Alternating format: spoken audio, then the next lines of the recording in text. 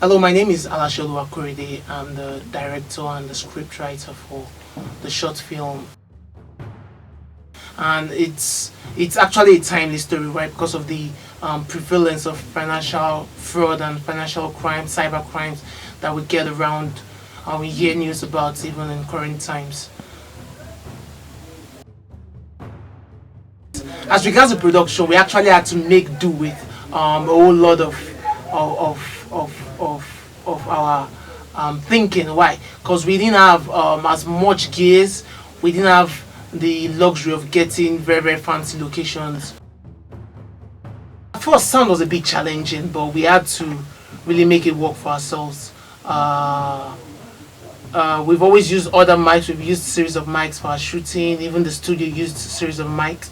But with this, we decided to use one that we've always been comfortable with, which is the RØDE mic, which is as well the same that we use in the studio.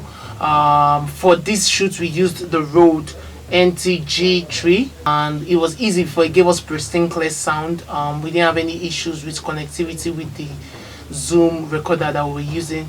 It just worked perfectly, and I think it's a very good mic. I'd actually recommend it for people who are going into films. I know there are more recent ones, but yeah, this one too is actually good and would really give you great sound for your recordings, your movies specifically.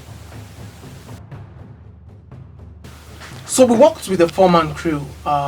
We worked with the cinematographer. His name is Collins. We worked with Lord Mensa, who happened to take care of everything behind the scene. He also assisted with sound at some point.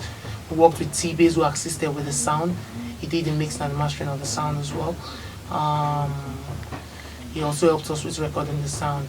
We also worked with I worked with myself, like, yes, my name is Alasholu Akorede, as you know, so I did the directing. I also wrote the script, and yes, it was awesome. What do you think about it? I think the process was tasking in a way for me. I've not had to do something like this for a while.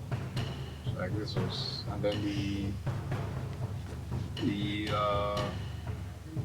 level of professionality put into the shoots when you consider the resources available, that's really quite nice.